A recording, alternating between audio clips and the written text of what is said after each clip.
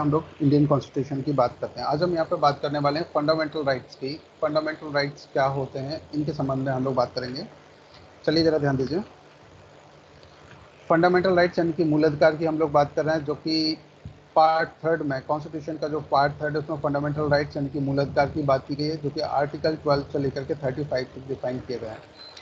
अब हम यहाँ पर डिस्कशन करते हैं कि जो फंडामेंटल राइट्स हैं वो आखिर हैं क्या। तो इसके संबंध में देखिए, यहाँ पे मैं आपको बताना चाहूँगा। तो सबसे पहले जो इसका सोर्स है वो अमेरिकन कॉन्स्टिट्यूशन को मानते हैं, कि अमेरिकन संविधान को हम लोग मानते हैं। नेक्स्ट देखिए, कंसेप्ट ऑफ फंडामेंटल राइट्स क्या है। फंडामेंटल राइट्स के बारे में अगर हम यहाँ पर बात करते हैं तो ऑरिजिन एंड डेवलपमेंट की बात करें कि उद्भव एवं विकास कैसे हुआ। तो यहाँ पर मूल अधिकारों को भारतीय संविधान में भाग 3 में बृहद रूप से वर्णित किया गया है।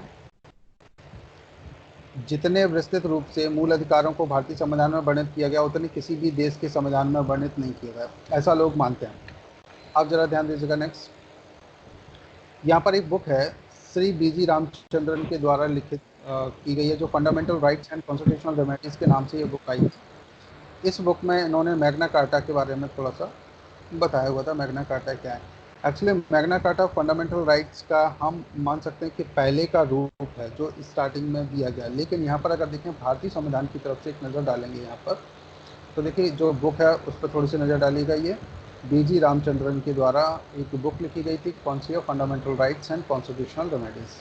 कई जगह ऐसा पूछा जा सकता है बुक के बारे में क्वेश्चन अगर पूछा जाए जनरल नॉलेज के, अगर आप एग्जाम्स देने जाते हैं कोई भी कंपटीशन के लिए, तो वहाँ पर fundamental rights and constitutional remedies के नाम से बुक का राइटर भी पूछा जा सकता है। तो आप यहाँ पर वी जी रामचंद्रन बता सकते हैं।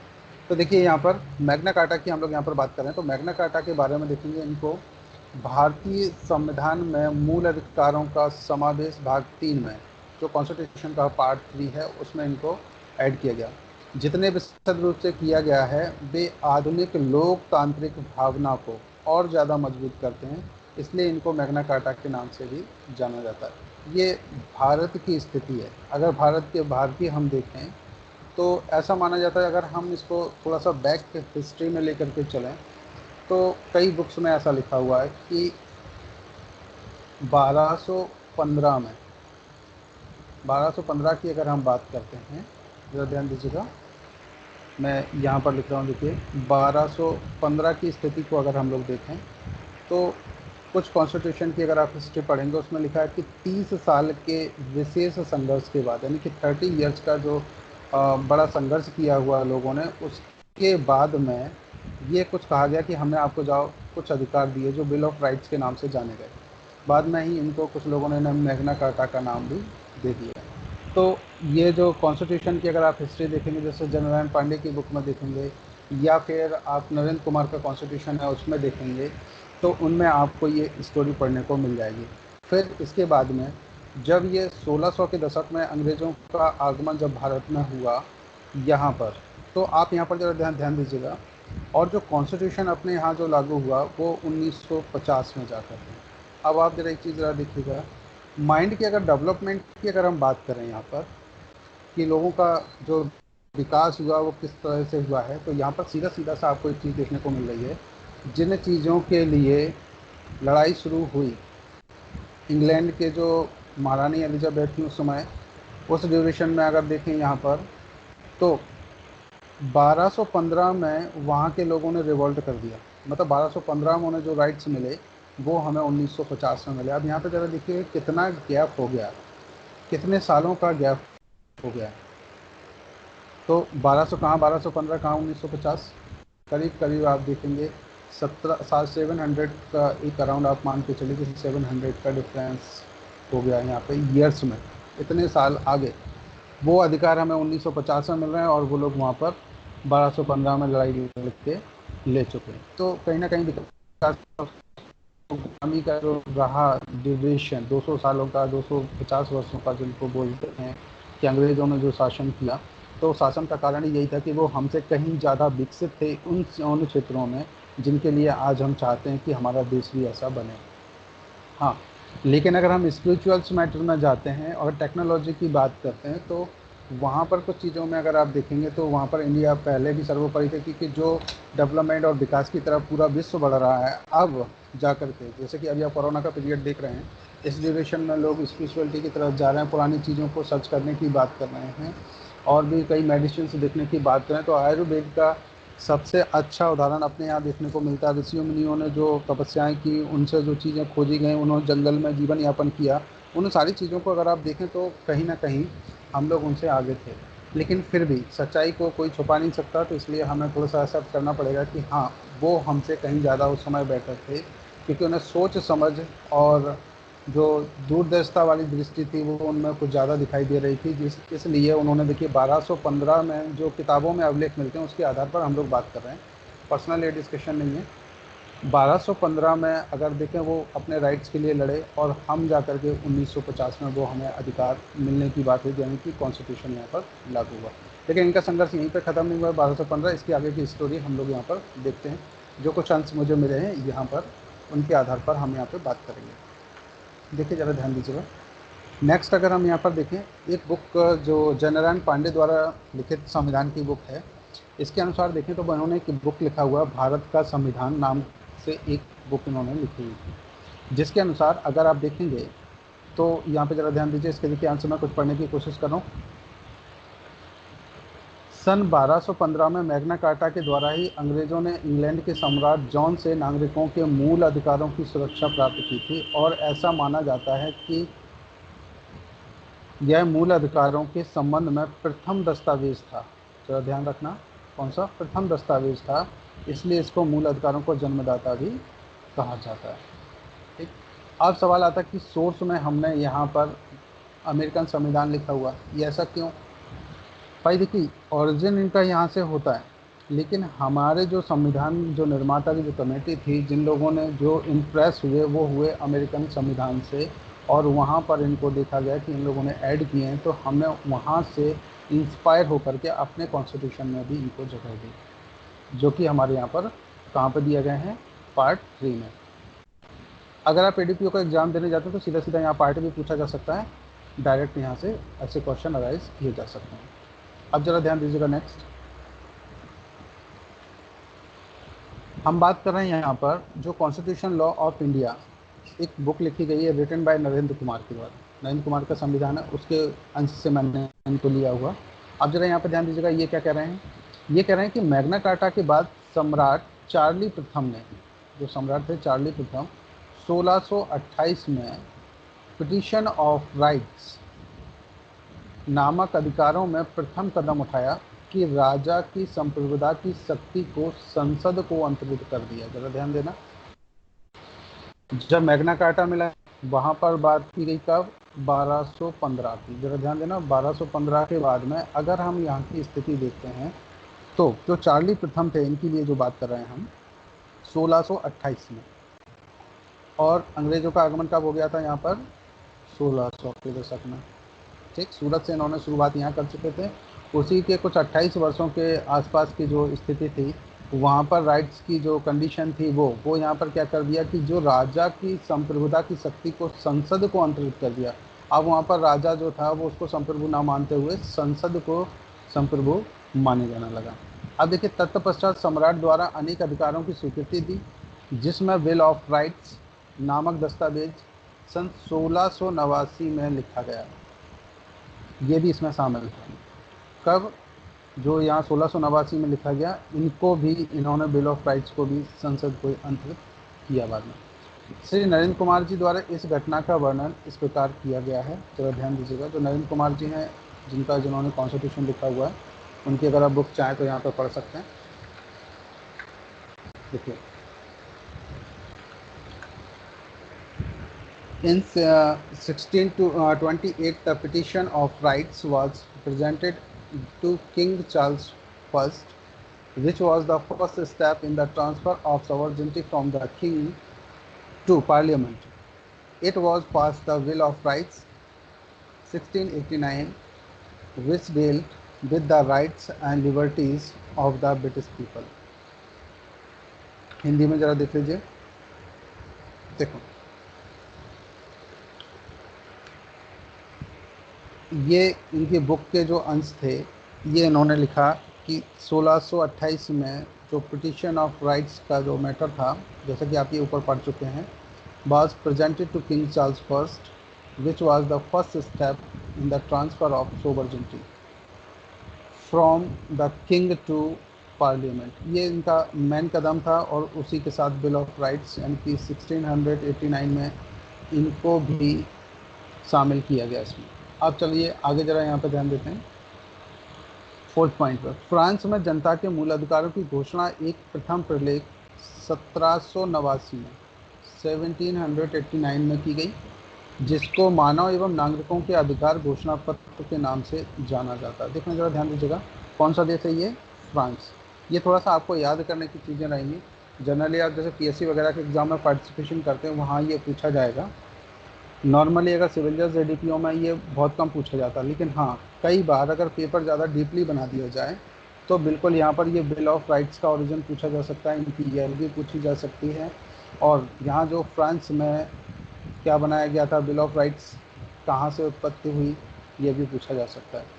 अगर डीपली क्वेश्चन पेपर बनाया तो सिंपली बनाते हैं तो फिर वो सीधा सीधा सा फंडामेंटल राइट्स और क्वेश्चन और वहाँ केस लॉज के बारे में डिस्कशन होगा। तो देखिए जरा ध्यान दीजिए, मानव एवं नागरिकों के अधिकार घोषणा पत्र की यहाँ पर बात करते हैं। चलिए आप जरा देखिए नेक्स्ट।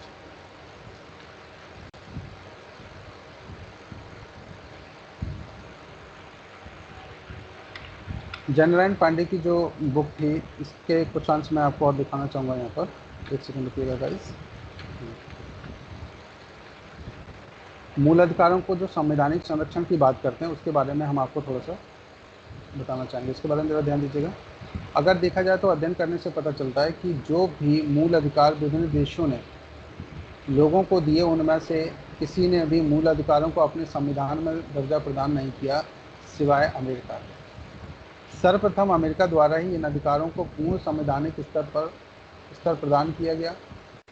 ब्रिटेन और फ्रांस के लोगों ने अपने अधिकारों को पाने के लिए जब लड़ाई लड़ी तो वहाँ पर स्वतंत्रता की लहर फैल गई, जिसको देखकर अमेरिका के लोगों ने भी अपने अधिकारों की मांग की।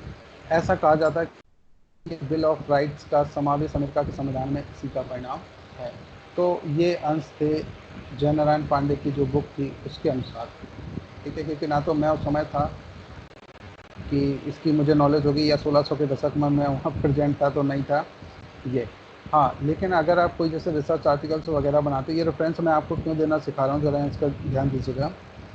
अगर आप कोई भी रिसर्च आर्टिकल या कुछ भी चीज़ें लिखना चाहते हैं, जैसे आप छोटी सी बुकलेट निकालना चाहते हैं या कोई भी रिसर्च आर्टिकल बनाना चाहते हैं, और या कोई भी अपना शोध पत्र ऐसा बनाना चाहते हैं जिसमें कुछ चीज़ें आप सजेशन देना चाहते हैं राज्य सरकार को, तो उसमें पहले आपको इन सारी चीज़ों को लिखना पड़ेगा कि ये चीज़ें कहाँ से ली गई, इनमें ये कमियां थी, अब ऐसा होना चाहिए, आप ऐसा कर सकते हैं। इसलिए ना आप सभी को ये बताने के लिए मैं ये रेफरेंसेस की बात कर रहा हूँ। तो रेफरेंसेस में क्या क्या देना है ये मैं आपको क्लियर और कर देता हूँ, थोड़ा सा बस 1 सेकंड का काम रहेगा उसमें, और कुछ नहीं। देखिए सबसे पहले बात ये करते हैं हम कि यहाँ पर क्या क्या चीज़ें आपको देनी रहेंगी। जैसे यह बुक का नाम हो गया, कब पब्लिकेशन हुआ, किताब का सबसे पहले राइटर का नाम, फिर बुक का नाम, फिर पब्लिकेशन क्या है, और उसका एडिशन कब का है, 2008 का, 2010 का, 2015 का, 2020 का, और हो सके तो पेज नंबर भी आप बता सकते हैं किसमें पेज नंबर कौन सा था। आप चलिए आगे जरा यहाँ पे ध्यान देते हैं हम लोग। अतः जब हमारे भारतीय संविधान का निर्माण कार्य प्रारंभ हुआ तो संविधान निर्माताओं ने भी उपयुक्त घटनाओं से प्रेरणा लेकर इन अधिकारों को मूल अधिकार के रूप में भारतीय संविधान के भाग 3 में समावेश किया। अब मैं क्लियर हुआ आपको कि जो मूल अधिकार जो आए हुए थे फंडामेंटल राइट्स पार्ट 3 में, उनको अमेरिका का क्यों माना जाता है सोर्स की अमेरिकन कॉन्स्टिट्यूशन से लिया गया, इसका कारण ये था। चलिए अगला जरा हम नेक्स्ट ध्यान देते हैं। मूल अधिकारों की परिभाषा एवं उद्देश्य क्या है, जरा ध्यान दीजिएगा। अगर देखा जाए तो मूल अधिकारों की परिभाषा हमारे संविधान में कहीं ना कहीं नहीं दी गई है, केवल इनके उपबंधों का वर्णन किया गया जो आर्टिकल 12 से लेकर के 35 तक किया गया। इसलिए इनको समझने के लिए भारतीय न्यायालय द्वारा दिए गए निर्णयों को हम एक बार सहायता लेते हैं और उनका थोड़ा सा अवलोकन कर लेते हैं कि क्या क्या इनके बारे में किया गया। देखिए ज़रा ध्यान दीजिएगा, एक केस है यहाँ पर गोलकनाथ बनाम पंजाब राज्य AIR 1967 SC 1643। इस केस में क्या कहा गया, देखिए इंग्लैंड में मूल अधिकार वे अधिकार कहे जाते हैं जो बिल ऑफ राइट्स द्वारा जनता ने प्राप्त किए। वही अमेरिका और फ्रांस ने इन अधिकारों को नैसर्गिक यानी कि नेचुरल और अप्रतिदेय अधिकारों को इनलाइनेबल राइट्स के रूप में स्वीकार किया। तो ज़रा ध्यान दीजिएगा, यहाँ पर दो इम्पोर्टेंट चीज़ें, गोलकनाथ बनाम पंजाब राज। इस केस को आप चाहें तो रिपीट कर लीजिए मेरे साथ, एक बार रिपीट कीजिएगा। क्या है, गोलकनाथ बनाम पंजाब राज AIR 1967 SC 1643। तो इस केस में बिल ऑफ राइट्स की बात की गई है, नैसर्गिक की बात की गई, नेचुरल की, और इनलाइनेबल राइट्स की बात की गई है, अप्रतिदेय अधिकारों की बात की गई है। अगली जरा ध्यान दीजिएगा, वहीं भारत में भी इसी बाद में न्यायाधिपति श्री सुब्बा राव ने, कभी कभी इन जजेस का नाम भी पूछा जाता है, जरा ध्यान दीजिएगा केस में, ने भी इनको नैसर्गिक और अप्रतिदेय नेचुरल एंड इनलाइनेबल राइट्स कहा। मेनका गांधी के बाद में भी इनका अनुसरण किया गया। तो केस कौन सा है, गोलकनाथ बनाम पंजाब राज, ठीक। और यहाँ पर न्यायाधिपति, इनको कनेक्ट कर दीजिए। इसके बाद हम चलते हैं सीधे मेनका गांधी जी के केस पर, उनको भी देख लेते हैं तो इसमें भी क्या बात की गई। देखिए जरा ध्यान दीजिए, Maneka Gandhi versus Union of India AIR 1978 का ये केस है, SC 597। जरा देखिएगा, honourable justice Bhagwati speaking in this case about the importance of fundamental rights and observe that. यहाँ पर जो जस्टिस थे उनका नाम ये मैंने बोल्ड कर रखा है, जरा ध्यान दीजिएगा। कौन सा केस है, Maneka Gandhi versus Union of India AIR 1978 में यहाँ पर जस्टिस भगवती जी ने कहा और क्या ऑब्जर्व किया उन्होंने, जरा ध्यान दीजिएगा। These fundamental rights represents the basic values cherished by the people of this country means India, since the Vedic times, and they are calculated to protect the dignity of the individual and create conditions in which every human being can develop his personality to the fullest extent.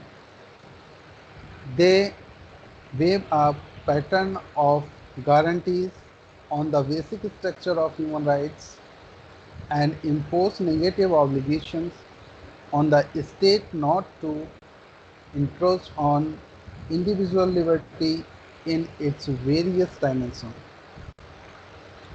Hindi में भी देख लीजिए जो Hindi medium के हैं। इस बाद में माननीय न्यायाधिपति श्री भगवती ने मूल अधिकारों की प्रकृति व महत्व के बारे में कहा कि ये मूल अधिकार इस देश की जनता द्वारा वैदिक काल से संजोए गए आधारभूत मूल्यों का प्रतिनिधित्व करते हैं और वे व्यक्ति की गरिमा का संरक्षण करने और ऐसी दशाएं बनाने के लिए परिकल्पित हैं जिनमें हर एक मानव अपने व्यक्तित्व का पूर्ण विकास कर सके।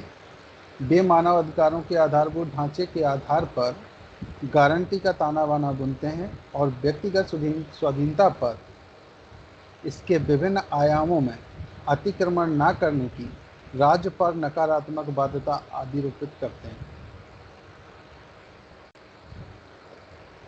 ये जो Maneka Gandhi versus Union of India का जो केस है, ये बहुत ही लैंडमार्क जजमेंट है और ये बार बार कई बार क्वेश्चन में पूछा जाता है।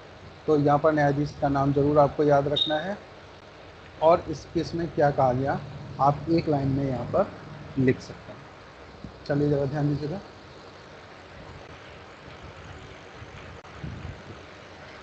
नेक्स्ट केस की अगर हम बात करें, AK गोपालन बनाम मद्रास राज AIR 1950 SC 27 का ये केस है। सब लोग एक बार रिपीट कर लीजिए, ये भी बहुत फेमस केस है, बहुत जगह पूछा गया है। AK गोपालन बनाम मद्रास राज AIR 1950 SC 27 का ये केस है। देखिए जरा ध्यान दीजिए, संविधान में इन अधिकारों के समावेश किए जाने का उद्देश्य उन मूल्यों का संरक्षण करना है जो एक स्वतंत्र समाज के लिए आवश्यक हैं। वहाँ जनता द्वारा राज्य सरकारों को शक्ति प्रदान की गई कि वे जनता के ऊपर शासन कर सकें और सरकारों को भी ध्यान रखना चाहिए कि जनता के मूल अधिकारों का उल्लंघन ना हो, यहाँ तक कि यदि विधानमंडल में बहुमत प्राप्त होने पर भी इन अधिकारों का अतिक्रमण ना किया जा सके। नेक्स्ट जरा ध्यान दीजिएगा, नेक्स्ट केस है यहाँ पर West Virginia state board of education बनाम वार्नेट 319 US 624। इस केस को आप चाहें तो एक बार रिपीट जरूर कर लीजिएगा, क्योंकि ये तुरंत आसानी से याद नहीं होते, इनको बार बार रिवीजन करने की आवश्यकता है। तो इससे रिलेटेड आप वो लिस्ट बना लीजिएगा जैसे आप हमेशा बनाते हैं। कुछ लोगों ने मुझे बना करके भेजे हुए हैं, अगर समय मिला तो मैं उनको यहाँ पर डिस्प्ले करूँगा, नहीं तो फिर उनको कल करेंगे। जल्दी से ज़रा ध्यान दीजिएगा। इस बाद में बिल ऑफ राइट्स का समावेश संविधान में करने पर न्यायाधीश जैक्सन, न्यायाधीश का नाम ज़रा ध्यान दीजिएगा, न्यायाधीश कौन से हैं यहाँ पर, जैक्सन, ने अपना अभिमत दिया कि बिल ऑफ राइट्स का मुख्य उद्देश्य यह है कि कुछ विषयों को राजनीतिक मतभेदों तथा बहुमत और राज्य के प्राधिकारों की शक्ति से अक्षुण्ण बनाए रखना था और ऐसे संवैधानिक सिद्धांतों की स्थापना करना था जिसको न्यायालय लागू करने में सक्षम रहे। नेक्स्ट जरा ध्यान दीजिएगा। एक केस था हार्टेरो बनाम पीपल्स ऑफ कैलिफोर्निया 28 LED 232 का। इस केस पर ज़रा ध्यान दीजिएगा। संविधान में इन अधिकारों के समाविष्ट किए जाने का उद्देश्य था कि सरकार की विधायी एवं कार्यपालिका शक्ति का निर्बंधन रखना, जिससे इन अधिकारों का किसी भी तरह उल्लंघन या अतिक्रमण ना हो सके। लोकतांत्रिक व्यवस्था में इन अधिकारों का बना रहना अति आवश्यक है और जनता के प्रतिनिधियों द्वारा इन अधिकारों का दुरुपयोग ना किया जा सके। नेक्स्ट जरा ध्यान दीजिएगा। ये केस भी बहुत फेमस है, एम नागराज बनाम भारत संघ AIR 2007 SC 71 का ये केस है। देखिए जरा, इसमें ये भी लैंडमार्क जजमेंट में आता है। इस बाद में उच्चतम न्यायालय ने मूल अधिकार के बारे में कहा कि मूल अधिकार नागरिकों को राज्य के द्वारा दान नहीं है। भाग 3 मूल अधिकार प्रदान नहीं करता है, वरन इस बात की पुष्टि करता है कि उनका अस्तित्व है और उन्हें संरक्षण प्रदान करता है। किसी संविधान के बिना भी व्यक्ति को मूल अधिकार प्राप्त हैं, केवल इस कारण कि भी मनुष्य वर्ग के सदस्य हैं। अब जरा ध्यान दीजिएगा। नेक्स्ट,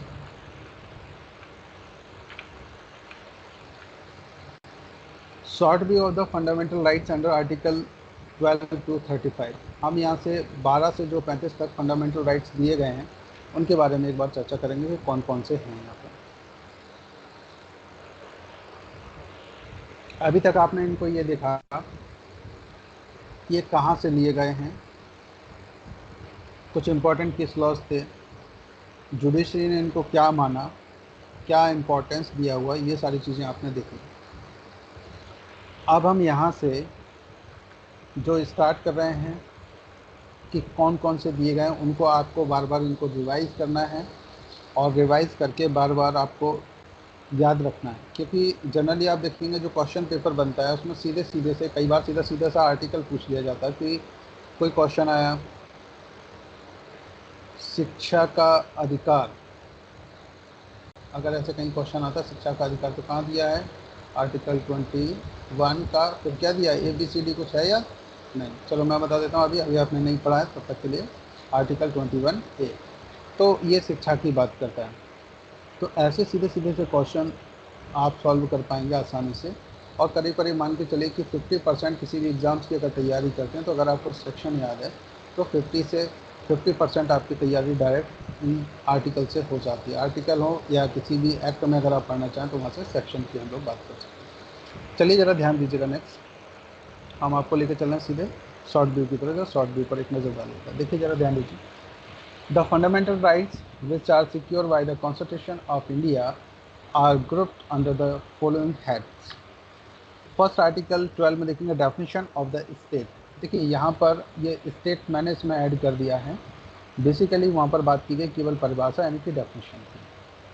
तो यहाँ पर राज्य की परिभाषा आर्टिकल 12 में दी गई है कि किन किन को हम राज्य की श्रेणी में रखेंगे, क्या राज्य की श्रेणी में तो क्या उन पर केस रजिस्टर्ड हो सकता है या नहीं हो सकता, इसके बारे में हम डिटेल में बात करेंगे। अगले जो आने वाले वीडियोज़ हैं उनमें आप लोग देखेंगे, नेक्स्ट क्लासेस में आप लोग पढ़ेंगे।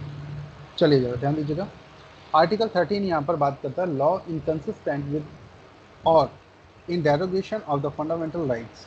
मूल अधिकारों से असंगत या उनका अल्पीकरण करने वाली विधियाँ। बेसिकली आप देखेंगे जो फंडामेंटल राइट्स जो हैं, जो 6 टाइप के बताए गए हैं, उनमें से इन दोनों को थोड़ा सा अलग रखा गया। हालांकि इनका जो प्रोविजंस है, जो पार्ट 3 है, वो पार्ट 3 12 को लेकर के 35 तक पूरा डिफाइन करते हैं, लेकिन यहाँ पर 12 और 13 को उनमें जनरली काउंट नहीं करते हैं। यहाँ पर देखिए, जैसे कि मैं आपको दिखाना चाहूँगा, जो ध्यान दीजिएगा। फर्स्ट, अगर यहाँ पर फंडामेंटल राइट्स की हम बात करते हैं तो आर्टिकल 14 टू 18 में आप देखेंगे राइट टू इक्वलिटी यानी कि समानता का अधिकार। दूसरा हम यहाँ पर बात करेंगे article 19 to 22 right to freedom यानी कि स्वतंत्रता का अधिकार। नेक्स्ट यहाँ पर देखिएगा आर्टिकल 23 से 24 तक केवल 2 आर्टिकल इसमें दिए गए हैं, राइट अगेंस्ट एक्सप्लॉयटेशन यानी शोषण के विरुद्ध अधिकार। नेक्स्ट देखिए आर्टिकल 25 से लेकर के 28 तक जो डिफाइन किए गए, right to freedom of religion यानी कि धर्म की स्वतंत्रता का अधिकार। नेक्स्ट हम यहाँ पर बात करेंगे आर्टिकल 29 से लेकर के 30 तक कल्चर एंड एजुकेशनल राइट्स, संस्कृति और शिक्षा संबंधी अधिकार। फिर यहाँ पर आर्टिकल 32 से लेकर के 35 तक राइट टू कॉन्स्टिट्यूशनल रेमेडीज, संवैधानिक उपचारों का अधिकार। बीच में आप देखेंगे थोड़ा सा एक गैप है, इसमें से कुछ आर्टिकल रिपील्स किए गए हैं और उनकी डिटेल अभी हम यहाँ पर आगे आने वाले उसमें बताएंगे। तो अभी तो फिलहाल आप इनको इस टाइप से इनको याद करना। इनके लिए कोई शॉर्ट व्यूज़ अगर आप बनाना चाहें तो इनको आप बना सकते हैं, जैसे EFE और FE और C ऐसे करके आप देख लीजिए। कोई शब्द अगर बनता है तो उनसे आप इनको याद कर सकते हैं। चलिए भाई, तो अब हम यहाँ पर सीधे आपको लेकर चल रहे हैं कि आर्टिकल 12, 13, 14 में क्या क्या दिया गया, हम पूरा यहाँ पर डिस्कस करेंगे। तो जनरली जो 6 टाइप के वो दिए गए थे फंडामेंटल राइट्स, उनके बारे में मैंने आपको लास्ट स्लाइड में आपने देखा। इसके बाद अब हम 1 बाई 1 आर्टिकल में भी देखेंगे इसमें क्या क्या दिया हुआ है। देखिए जरा, डेफिनेशन ऑफ स्टेट की बात करते हैं तो राज्य की परिभाषा। आर्टिकल 13 में देखेंगे लॉ इनकंसिस्टेंट विद और in derogation of the fundamental rights यानी कि मूल अधिकारों से असंगत या उनका अल्पीकरण करने वाली विधियों की बात करें। नेक्स्ट यहाँ पर देखिएगा आर्टिकल 14 इक्वलिटी बिफोर लॉ, विधि के समक्ष समता। Article 15 provision of discrimination on grounds of religion, race, caste, sex और प्लेस ऑफ बर्थ, धर्म, मूलवंश, जाति, लिंग या जन्म स्थान के आधार पर विभेद का प्रतिषेध। आप भी इनको अपने साथ, जैसे मैं यहाँ पर पढ़ रहा हूँ, आप चाहें तो आप भी इनको पढ़ लीजिएगा। कभी कभी वॉइस की प्रॉब्लम अगर आपको होती हो, सुनाई प्रॉपर ना दे रहा हो कंजक्शन की वजह से, तो आप भी इनको पढ़ सकते हैं। इसलिए मैं आपको यहाँ पर ये शो करता रहता हूँ। जैसे यहाँ पे आर्टिकल 14 इक्वलिटी बिफोर लॉ, विधि की समक्ष समता, आप भी पढ़िए इनको। आर्टिकल 16 में ज़रा ध्यान दीजिएगा, equality of opportunity in matter of public employment, लोक नियोजन के विषय में अवसर की समता। नेक्स्ट यहाँ पर देखिएगा 17 में एवोल्यूशन ऑफ अनटचेबिलिटी, अस्पर्शता का अंत। सेक्शन 18 में एवोल्यूशन ऑफ टाइटल्स यानी कि उपाधियों का अंत। नेक्स्ट हम यहाँ पर देखते हैं आर्टिकल 19 में protection of certain rights regarding freedom of speech act, वाक स्वतंत्र आदि विषयक कुछ अधिकारों का संरक्षण। नेक्स्ट हम यहाँ पर बात करें आर्टिकल 20 में protection in respect of conviction for offences, अपराधों के लिए दोष सिद्धि के संबंध में संरक्षण। नेक्स्ट यहाँ पर बात कीजिए आर्टिकल 21 को protection of life and personal liberty यानी कि प्राण और दैहिक स्वतंत्रता का संरक्षण। Article 21A right to education यानी कि शिक्षा का अधिकार। नेक्स्ट हम यहाँ पर बात कर रहे हैं article 22 protection against arrest and detention in certain cases, कुछ दशाओं में गिरफ्तारी व निरोध से संरक्षण। Article 23 provision of traffic in human beings and force labour, मानव के दुर्व्यापार और बाल श्रम का प्रतिषेध। आर्टिकल 24 में जरा ध्यान दीजिएगा, provision of employment of children in factories etc यानी कारखानों आदि में बालकों के नियोजन का प्रतिषेध। नेक्स्ट जरा ध्यान दीजिएगा आर्टिकल 25 में freedom of conscience and free profession practice and propagation of religion, अंतःकरण की और धर्म के अबाध रूप से मानने, आचरण और प्रचार करने की स्वतंत्रता। नेक्स्ट यहाँ पर जरा ध्यान दीजिएगा article 26 freedom to manage religious affairs, धार्मिक कार्यों के प्रबंध की स्वतंत्रता। Article 27 freedom as to payment of taxes for promotion of any particular religion, किसी विशिष्ट धर्म की अभिवृद्धि के लिए करों के संदाय के बारे में स्वतंत्रता। नेक्स्ट आर्टिकल 28 में freedom as to attendance at religious instructions और religious worship in certain educational institutions. कुछ शिक्षा संस्थाओं में धार्मिक शिक्षा या धार्मिक उपासना में उपस्थित होने के बारे में स्वतंत्रता। नेक्स्ट यहाँ पर देखिएगा article 29 protection of interest of minorities, अल्पसंख्यक वर्गों के हितों का संरक्षण। नेक्स्ट देखिए आर्टिकल 30 में right of minorities to establish and administer educational institutions, शिक्षा संस्थाओं की स्थापना और प्रशासन करने का अल्पसंख्यक वर्गों का अधिकार।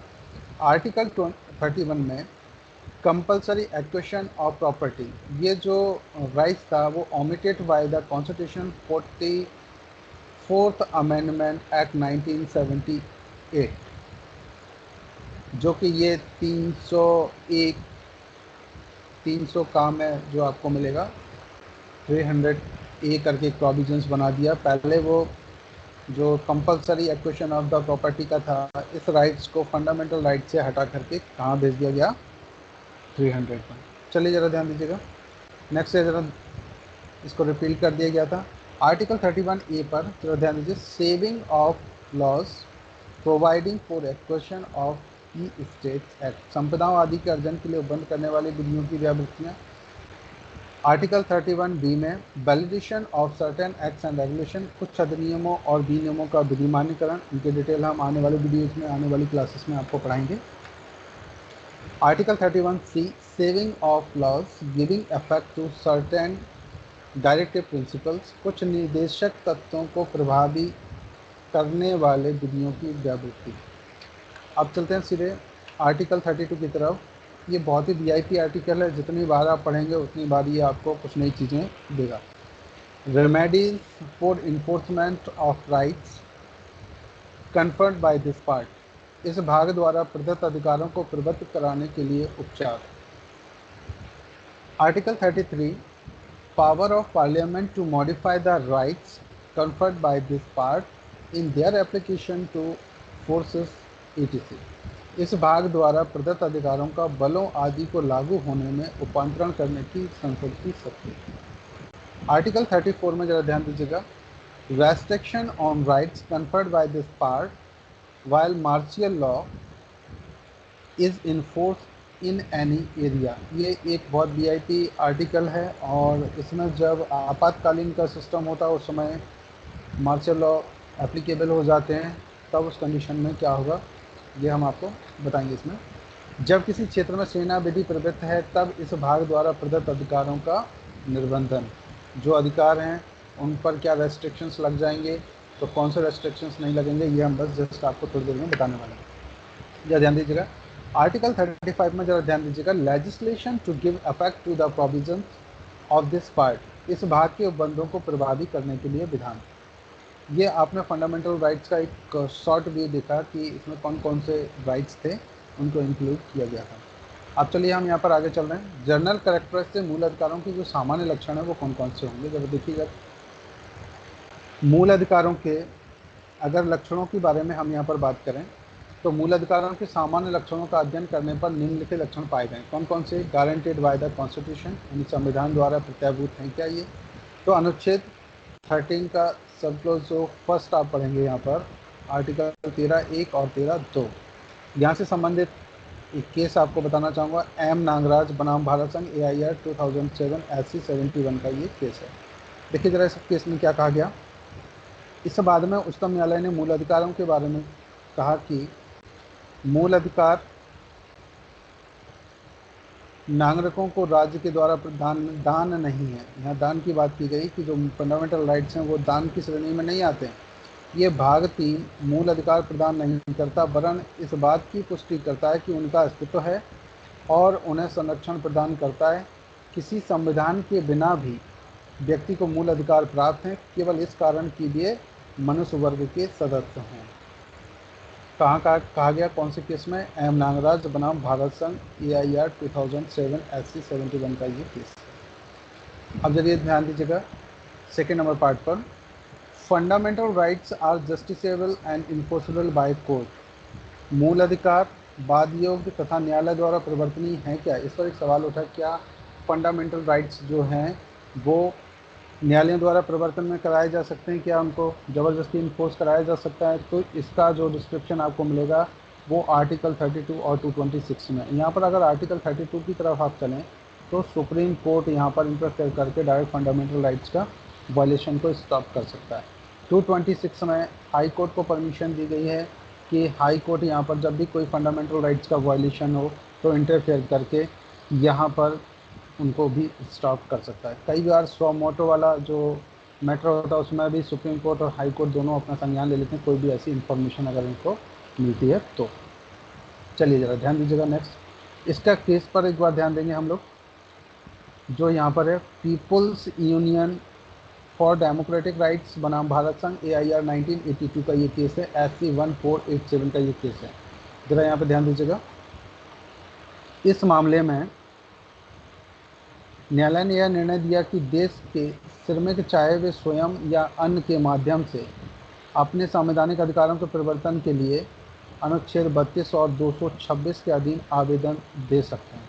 तो जो श्रमिक हैं या तो वो स्वयं दे दें, अगर वो स्वयं नहीं दे पाए तो किसी के माध्यम से भी ऐसे किया जा सकता है। तो अगर किसी व्यक्ति के फंडामेंटल राइट्स का वायलेशन हो रहा है और वो अगर सहमति देता है तो कोई भी व्यक्ति उनके अगेंस्ट में यहाँ पर लड़ सकते हैं। जैसे कि आपने देखा मेनका गांधी जी ने भी बहुत सारी प्रॉब्लम्स पर बहुत सारे केस रजिस्टर्ड किए उन्होंने, और उन्होंने PIL भी फाइल की। तो PIL का फाइल कर सकते हो जब दूसरे के राइट्स का वायलेशन होता हो, आपका पर्सनल इंटरेस्ट नहीं होना चाहिए, तब उनको PIL में इंक्लूड कर दिया। इनका मतलब होता है पब्लिक इंटरेस्ट लिटिगेशन, पब्लिक का इंटरेस्ट होना चाहिए। चलिए ध्यान दीजिएगा नेक्स्ट।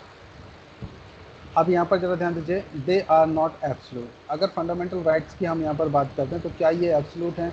तो यहाँ पर कहा जाएगा नहीं। क्यों नहीं है? एक समय ऐसा आता जब मार्शल लॉ लागू होता, उस समय इन पर रेस्ट्रिक्शंस लगाए जा सकते हैं। 19(2) से लेकर के 19(6) तक निर्बंधन लगाए जा सकते हैं। नेक्स्ट यहाँ पर बात करेंगे अगेंस्ट द स्टेट, क्या ये राज्य के विरुद्ध हैं? तो बिल्कुल हम कहेंगे हाँ। क्यों राज्य के विरुद्ध हैं? क्योंकि राज्य को ये परमिशन होती है और राज्य को ये लाइबिलिटी डाली गई है उनके ऊपर कि हर व्यक्ति की सुरक्षा करना राज्य का कर्तव्य होता है। जब राज्य सुरक्षा नहीं कर पाता है तब उसके अगेंस्ट में राज्य पर भी केस रजिस्टर किया जा सकता है। जैसे कि फंडामेंटल राइट्स का वायलेशन होता है कहीं पर, तो फंडामेंटल राइट्स के लिए भी राज्य को भी पार्टी बनाया जा सकता है। दूसरा, जहाँ पर राज्य अगर सुरक्षा नहीं कर पाता है वहाँ पर इनके ऊपर कई बार कंपनसेशन भी लगाए जाते हैं। तो यहाँ पर ये जो राज्य के विरुद्ध प्राप्त हैं, इसीलिए तो कई बार देखेंगे आप, जैसे पुलिस का कार फ्री ऑफ कॉस्ट होता है। अगर आपने फ़ोन किया पुलिस आपके पास आएगी, अगर कोई परेशानी है तो आपकी तुरंत कंप्लेंट लिखेंगे और दूसरे व्यक्ति को अरेस्ट भी कर लेते हैं। तो ये सब जो कार्य आप देख रहे हैं वो क्या है? राज्य की संसाधन पर डिपेंड करते हैं। दूसरी यहाँ पर अगर हम देखें नेक्स्ट, जैसे स्कूल कॉलेजेस फ्री एजुकेशन, ये सब क्या है? ये सब राज्य की लाइबिलिटी है। ठीक, तो ये फंडामेंटल राइट्स में नहीं आते हैं अभी तक। अगर इनको फंडामेंटल राइट्स में रख दिया जाए तो स्कूल कॉलेजेस में जो एजुकेशन है वो फ्री ऑफ कॉस्ट सभी लोगों को मिलने लग जाएगी, जैसे दूसरे देशों में होती है।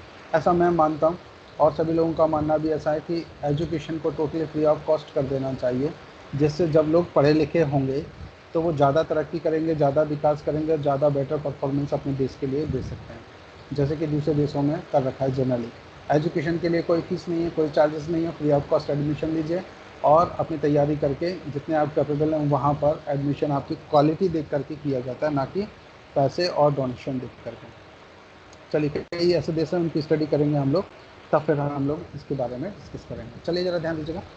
अब बात आती है क्या जो फंडामेंटल राइट्स और मूल अधिकारों को निलंबित किया जा सकता है? तो देखिए किन कंडीशनों में निलंबित किया जा सकता है, यहाँ पर ज़रा ध्यान दीजिएगा। देखिए ऐसा माना जाता है कि, जरा ध्यान दीजिए, ऐसा माना जाता है कि मूल अधिकार आत्यंतिक अधिकार नहीं है, मतलब फुल एब्सोल्यूट नहीं है। इन अधिकारों के प्रयोग पर युक्त निर्बंधन लगाए जा सकते हैं। कब लगाए जा सकते हैं इनको? रेस्ट्रिक्शंस कब लगाए जा सकते हैं? युक्त शब्द का कोई निश्चित मापदंड नहीं है किंतु युक्तियुक्त निर्बंधन क्या है और क्या नहीं। जैसे अभी देखिए कोरोना का जो समय चल रहा है, इसमें कुछ रेस्ट्रिक्शंस लगाए गए, लोगों को बिजनेस करने से रोक दिया गया, लोगों को रोड पर खुले घूमने से रोक दिया गया क्योंकि परिस्थितियाँ ऐसी थी। तो ऐसे रेस्ट्रिक्शंस उनके फंडामेंटल राइट्स पर लगाए जा सकते हैं। एजुकेशन संस्थाएं टोटल बंद कर दी गई, कुछ समय के लिए टोटल लॉकडाउन लगा दिया गया। तो ये जो संस्थाएं बंद हुई, तो क्या ये फंडामेंटल राइट्स का वायलेशन नहीं था? तो बिल्कुल वायलेशन था। लेकिन यहाँ पर देखेंगे रेस्ट्रिक्शंस की बात करते हैं, तो रेस्ट्रिक्शंस इसलिए लगाया गया क्योंकि जिससे पब्लिक का इंटरेस्ट जुड़ा हुआ है और पब्लिक को उससे नुकसान होने से बचाया जा सके। मतलब जो कम प्रॉफिट था उसको रोक करके बड़े नुकसान से बचाने के लिए ऐसा किया जा सकता है। ये पर्सनल व्यू है मेरा। अब जरा यहाँ पर देखिएगा, किंतु युक्तियुक्त निर्बंधन क्या है और क्या नहीं, इसका निर्णय करने का अधिकार न्यायपालिका को ही है। अगर कोर्ट चाहे तो यहाँ पर ऐसा कर सकते हैं। देखिए किन सिचुएशन में, ज़रा ध्यान दीजिएगा। संविधान में उन परिस्थितियों का स्पष्ट रूप से उल्लेख किया गया है कि जबकि राज्य को यह अधिकार होगा कि सार्वजनिक हित में नागरिकों के मूल अधिकारों को निलंबित कर सकें या उनके प्रयोग पर प्रतिबंध लगा सकें। क्योंकि जब ये संविधान बना था तब किसी को ये नहीं पता था कि कोरोना जैसी बीमारी भी कोई आ सकती है। तो यहाँ पर रेस्ट्रिक्शंस लगाए जा सकते हैं। भारत में सर्वत्र घूमने का जो फंडामेंटल राइट्स है उस पर भी रेस्ट्रिक्शंस लगाए गए कि आप नहीं जाएंगे तो कब जाएंगे, टेस्ट कराइए, वो सारी चीज़ें। ऐसे रेस्ट्रिक्शंस लगाए जा सकते हैं कि कहीं आपको कोरोना तो नहीं है। चलिए जरा ध्यान दीजिएगा। नेक्स्ट हम बात करते हैं फंडामेंटल यानी कि मूल अधिकारों को निम्नलिखित दशाओं में निर्बंधित अथवा निलंबित किया जा सकता है। कब किया जा सकता है, देखिए इसके लिए हम लोग डिस्कशन करेंगे। उससे पहले आप लोग थोड़ा सा एक बार कंफर्मेशन कर दीजिए, आवाज़ आ रही सभी को? सभी लोग यहाँ पर हैं? Hello, yes sir. Yes sir, clear है, सभी लोग हैं यहाँ पर? ठीक है। हाँ, मुझे ऐसा लग रहा था कहीं ऐसा तो नहीं है आप लोग गायब हो गए हो, आपको आवाज़ नहीं आ रही हो। चलिए ज़रा ध्यान दीजिएगा। नेक्स्ट क्लास कभी कभी लंबी भी हो सकती है। देखिए रेस्ट्रिक्शंस में हम पहली बात करेंगे प्रतिरक्षा सेना के सदस्यों के संबंध में, अनुच्छेद 33। फिर हम यहाँ पर बात करेंगे जब सेना विधि लागू हो, अनुच्छेद 34। फिर संविधान में संशोधन के द्वारा, अनुच्छेद 368 यानी 368, या फिर जब आपात उद्घोषणा के अधीन सेक्शन आर्टिकल 3 जो 52 में जो दिए गए हैं, तो यहाँ पर भी ऐसा किया जा सकता है। 352 से लेकर के आप 360 तक भी आगे कंटिन्यू कर सकते हैं। देखिए जरा ध्यान दीजिएगा। फिर प्रतिरक्षा सेना के सदस्यों के संबंध में अनुच्छेद 33 क्या बोल रहा है, उसमें क्या प्रोविजंस किए गए उसके हम लोग यहाँ पर देख लेते हैं। जरा देखिए जल्दी से। मूल अधिकारों को कम करने या छीनने वाली विधियाँ उस मात्रा तक शून्य होंगी, ऐसा हम अनुच्छेद 13 में पढ़ चुके हैं। कहाँ तक? लेकिन अनुच्छेद 33 इसका अपवाद माना जाता है, क्योंकि जब सेना प्रतिरक्षा का कार्य कर रही होती है तो सेना को विशेष शक्तियों की आवश्यकता होती है जिससे वे अपने कर्तव्यों का पालन उचित रूप से कर सकें। उस समय संसद विधि बनाकर राष्ट्र हित में मूल अधिकारों पर निर्बंधन लगा सकती है। संसद द्वारा अपनी इस शक्ति का प्रयोग करके सेना अधिनियम 1950, वायुसेना अधिनियम 1950, नौसेना अधिनियम 1950 पारित कर सेनाओं के सदस्यों को विशेष शक्तियाँ प्रदान की हैं। तो कब होगा? जब आप देखेंगे जब आपातकाल की स्थिति आ जाए, बाहरी देश अपने ऊपर आक्रमण करने लग जाए, तो ऐसी सिचुएशन में फंडामेंटल राइट्स को भी किया जा सकता है। अब आप जैसे देखेंगे कोरोना जैसी महामारी और भी अगर आती है तो भविष्य में ऐसा हो सकता है कि ये एक स्टार्टिंग और आने वाले समय में और बहुत सारे खतरे सामने खड़े हों, तो ऐसा किया जा सकता है। तो अगर राज्य सरकार को ऐसा लगता है कि ऐसा करना ठीक रहेगा तो वो कर सकते हैं। जब देखिएगा सेकंड, जब सेना विधि लागू हो, अनुच्छेद 34 की हम लोग बात करेंगे। तो आर्टिकल 34 में एक बार नज़र डालिएगा। 34 के अनुसार, अनुच्छेद 34 के अनुसार नागरिकों के मूल अधिकारों पर संसद पूर्णतया या अंशतः निर्बंधन लगा सकती है जब किसी क्षेत्र में सेना विधि लागू हो तब। अब जरा ध्यान दीजिएगा। नेक्स्ट, संविधान में संशोधन, आर्टिकल 368 पर थोड़ा सा ध्यान देते हैं हम लोग। इस संबंध में निम्नलिखित दो बातों का उल्लेख करना समीचीन होगा। पहला है शंकरी प्रसाद बनाम भारत संघ AIR 1951 SC 458, और दूसरा केस है सज्जन सिंह बनाम राजस्थान राज्य AIR 1965 SC 845। तो ध्यान दीजिएगा इसमें क्या कहा गया था। इस संबंध में इन दोनों वादों में यह निर्णय दिया गया था, संसद अनुच्छेद 368 के उपबंधों के अनुसार संविधान में समुचित संशोधन करके नागरिकों के मूल अधिकारों को न्यून कर सकती है, न्यून मतलब कम कर सकती है या उन्हें छीन सकती है, तथा अनुच्छेद 368 के अधीन पारित संविधान संशोधन द्वारा भाग 3 में संशोधन करके मूल अधिकारों को कम किया जा सकता है, तथा ऐसी विधि अनुच्छेद 13 में प्रयुक्त विधि शब्द के अंतर्गत नहीं आती। आप जरा ध्यान दीजिएगा। नेक्स्ट, वहीं पर एक केस है, ये गोलकनाथ बनाम पंजाब राज्य AIR 1971 SC 1643। जरा इस पर ध्यान दीजिए। यहाँ सिचुएशन देखना 1951, 1965, 1971, ये केस पर थोड़ा सा ध्यान दीजिएगा सिचुएशन पर कि कौन सा। अब जरा ध्यान देंगे हम लोग। इस मामले में उच्चतम न्यायालय ने शंकरी प्रसाद बनाम भारत संघ AIR 1951 SC 458 और सज्जन सिंह बनाम राजस्थान राज्य AIR 1965 SC 845, ये जो दोनों केस थे जो ऊपर आपने ये दोनों पढ़े, इन दोनों के मामलों को उलट दिया और यह अभी निर्धारित किया कि अनुच्छेद 368 के अधीन संसद संविधान संशोधन की शक्ति का प्रयोग करके मूल अधिकारों को नहीं छीन सकते। ठीक है, इसको आप ऐसे पढ़ सकते हैं। अब जरा ध्यान दीजिएगा। नेक्स्ट, आपात घोषणा के अधीन अगर अनुच्छेद 352 एप्लीकेबल है तब क्या होगा, तो जरा यहाँ पे ध्यान दीजिएगा। दो आर्टिकल यहाँ पर अनुच्छेद 20 और 21 निलंबित नहीं किए जाएंगे। नेक्स्ट यहाँ पर जरा ध्यान दीजिएगा।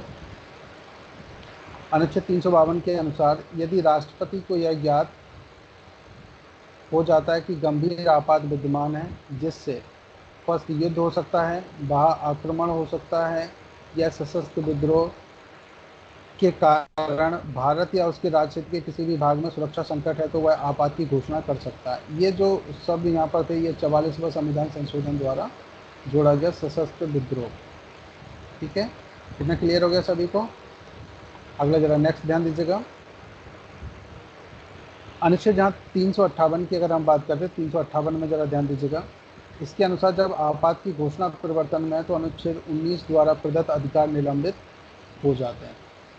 वाक और अभिव्यक्ति की जो स्वतंत्रता है उसको निलंबित कर दिया जाएगा। कब? जब आपात की घोषणा परिवर्तन में हो, एप्लीकेबल हो, उस सिचुएशन में आर्टिकल 19 का वायलेशन हो सकता है और इसे निलंबित किया जा सकता है, इस पर रेस्ट्रिक्शंस लगाया जा सकता है। चलिए जरा ध्यान दीजिएगा। नेक्स्ट, अब यहाँ पर देखते हैं, आपातकाल में सरकार द्वारा पारित किसी भी विधि या उसकी कार्यपालिका शक्ति के प्रयोग में किए गए किसी कृत्य को न्यायालय में चुनौती नहीं दी जा सकती कि वे अनुच्छेद 19 द्वारा प्रदत्त अधिकारों का अतिक्रमण करते हैं। आप जरा ध्यान दीजिएगा। नेक्स्ट पॉइंट पर ध्यान दीजिए। आपातकाल के दौरान किए गए कृत्यों के विरुद्ध आपात समाप्ति के पश्चात भी कोई कार्रवाई नहीं की जा सकती। नेक्स्ट जरा ध्यान दीजिएगा। 358 के अनुसार राष्ट्रपति को यह भी शक्ति प्रदान की गई कि वह भाग 3 के प्रदत्त अधिकारों के न्यायालय द्वारा परिवर्तन के अधिकार पर भी निलंबन कर सकता है। देखो जरा ये इंपॉर्टेंट है थोड़ा सा, क्या कह रहे हैं। अनुच्छेद 358 के अनुसार राष्ट्रपति को यह भी शक्ति प्रदान की गई कि वह भाग 3 में जो प्रदत्त अधिकारों के न्यायालय द्वारा परिवर्तन के अधिकार पर भी निलंबन कर सकता है। ठीक है, चलिए जरा ध्यान दीजिएगा। नेक्स्ट, आर्टिकल 358 जो है उसके पर भी रेस्ट्रिक्शंस लगाएगा। चलिए, तो ये जो मैंने जो कलेक्शन किया हुआ था उसके अनुसार आपने यहाँ तक की ये सारी चीज़ों को देखा। अब मुझे ये बताइए, किसी को समझ में नहीं आया हो या किसी को कोई प्रॉब्लम्स हो तो मुझे यहाँ पे थोड़ा सा वर्क क्लियर कर दीजिए प्लीज़। सभी को समझ आया इसमें? सभी को प्रॉपर आवाज़ आ रही थी? ओके गाइस, चलिए इस वीडियो को मैं तुरंत अभी यूट्यूब पर भी अपलोड कर दूंगा, आप लोग चाहें तो वहाँ से भी इसको देख सकते हैं। सो गाइस, नेक्स्ट थोड़ी समय में वहाँ पर लाइक सब्सक्राइब आपकी इच्छा है, अगर आपको अच्छा लगे और लगे कि ठीक ठाक इसमें मेहनत की गई तो बिल्कुल आप वहाँ पर ये कर सकते हैं। और फिर भी बाउंडेशन नहीं है किसी पर भी। चलिए, तो अब नेक्स्ट क्लास को थोड़े समय के बाद यानी कि 5 मिनट का ब्रेक लेके फिर हम आगे अगली क्लास को कंटिन्यू करते हैं जिसमें हम लोग CRPC पढ़ेंगे। सो गाइस, हम मिलते हैं नेक्स्ट क्लास के साथ, तब तक के लिए ओके बाय बाय। 5 मिनट का ब्रेक ले लीजिए, 5 मिनट बाद हम आपको दोबारा से कनेक्ट करते हैं।